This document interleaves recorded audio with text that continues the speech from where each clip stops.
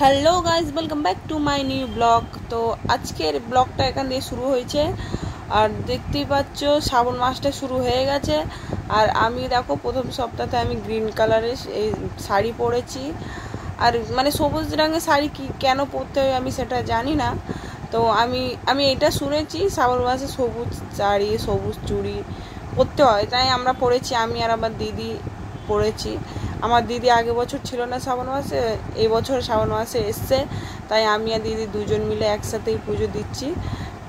তো তোমরা যদি জানো শ্রাবণ মাসে কেন সবুজ শাড়ি পরে পুজো দিতে হয়, তা তোমরা প্লিজ আমাকে কমেন্ট করে জানাবে, কেন আমি জানি না সবুজ শাড়ি কেন পরতে হয়।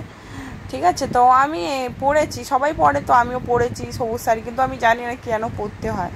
তো যাই হোক, দেখো আমরা দুজন মিলে পুজো দিয়েছি, আর আমার দিদিও পুজো দিচ্ছে, একজন করে পুজো দিচ্ছি। কেন মন্দিরে না বেশ ভালো করে পুজো দিয়েছি, ভিড় ছিল না, পুরো ফাঁকা ছিল মন্দিরটা, বেশ ভালো পুজো দিয়েছি ঠাকুরকে। এখন আমি দেখো এই চন্দন নিয়েছি আর তিলক কাটছি, মানে 3টে তিলক কাটে না, তো ওরকম 3টে তিলক কেটেছি ঠাকুরকে।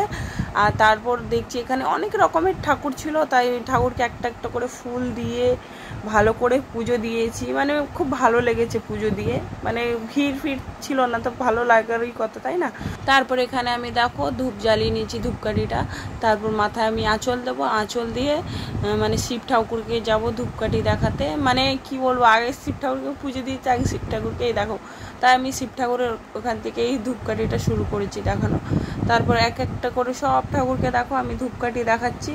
ধূপকাঠি দেখানোর পর দেখো আমার দিদি বলে যে বাবাকে ফটো তুলতে, আর আমার বাবা না ফটো তুলছে না ভিডিও করছে, জাস্ট এমনি ক্যামেরা নিয়ে দাঁড়িয়ে রয়েছে। তো যাই হোক, আমি আর দিদি দুজন মিলে নমস্কার করব, নমস্কার করে এবার বাড়ির দিকে যাব। আর ভিডিওটা এই অবধি শেষ। ভিডিওটা যদি ভালো লাগে লাইক কমেন্ট সাবস্ক্রাইব করে দিও, আর নেক্সট ভিডিও দেখার জন্য বেল আইকন টিপে দিও। Tata guys.